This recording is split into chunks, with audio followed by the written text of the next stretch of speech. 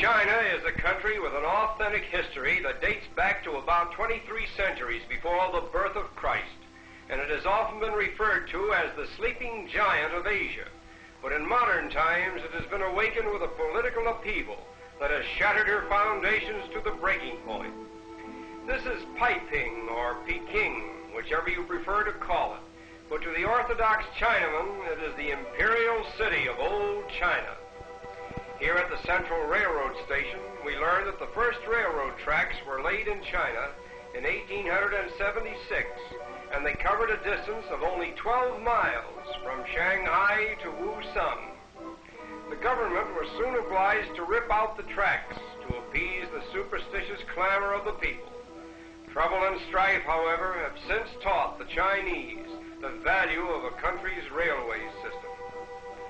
China was a civilized nation when the rest of the countries of the Western Hemisphere were inhabited by barbarians, and through much of its history of old dynasties, Peking was the capital city and the home of emperors.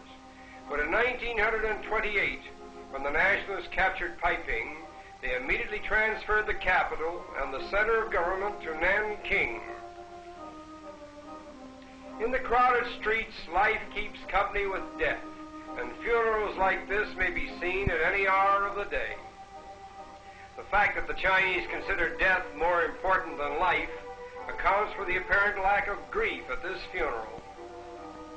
The deceased has been provided with paper representations of food, clothes, money, and everything that he is supposed to need in his life beyond the grave. We can understand this philosophy of life and death when we see the pitiful plight of the poorer classes. And it is even more pathetic when we realize that about 1/5 of the world's total population lives in China. The rising generation, however, seems to be of a more hopeful disposition. The street sprinklers are constantly at work, using the same system that was inaugurated here centuries ago. Peking is actually 4 walled cities. The north or Tartar city, the south or Chinese city, the Imperial city, and this section known as the Forbidden City, which is entered through 4 gates, north, south, east, and west.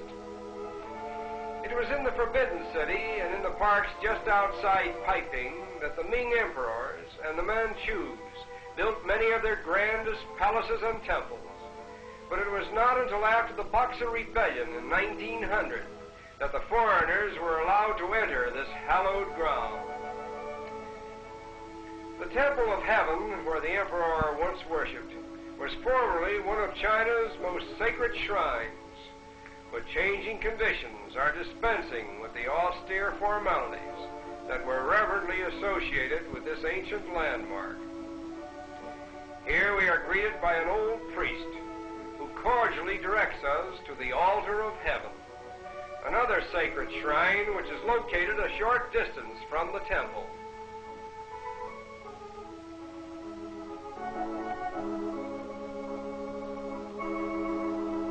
Here on the 21st of each December, the emperor came to pray for his people. The altar itself is located on a marble terrace made up of 9 concentric circles, the innermost of which was considered to be the center of the universe. The Chinese guide explains all this to us in broken but eloquent English.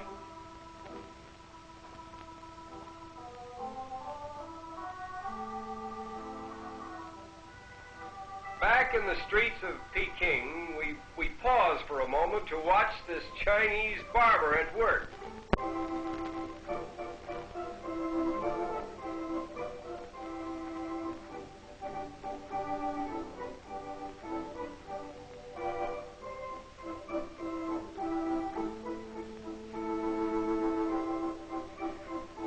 Although this haircut isn't exactly the current fashion for Chinese men in the large cities, many of the old-timers prefer the traditional style set by their forefathers.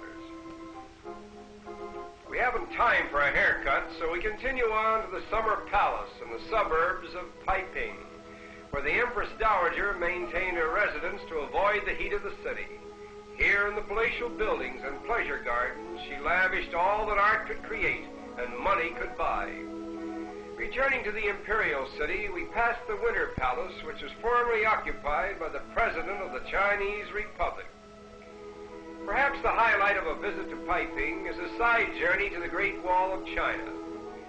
During our 40-mile journey by rail to this famous wall, we noticed many examples of the old Chinese manners and customs, such as the native women whose feet were bound when they were babies, because tiny feet were then considered a great mark of culture and beauty. Fortunately, this practice was legally forbidden long ago. The little children are obviously afraid of cameras, for it is their belief that they will lose their faces if they allow them to be photographed. Even their elders are not too comfortable when the camera eye is pointed at them.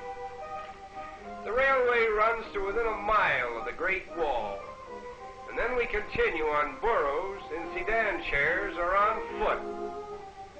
Our camera equipment is carried on the backs of these tiny, sure-footed animals.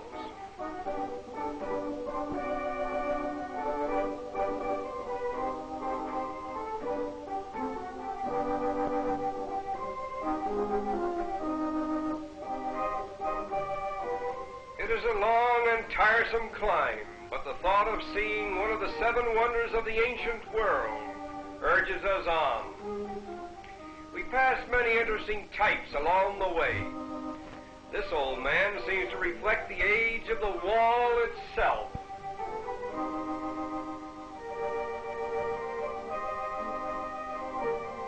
Now at last we come upon one of the greatest achievements ever recorded in the annals of man, the Great Wall of China, stretching like a mighty dragon over the hills and valleys of this ancient land for a distance of nearly 2,000 miles. Construction was begun 300 years before Christ to help in keeping out invaders from Mongolia, and in the 15th century it was extended by 300 miles.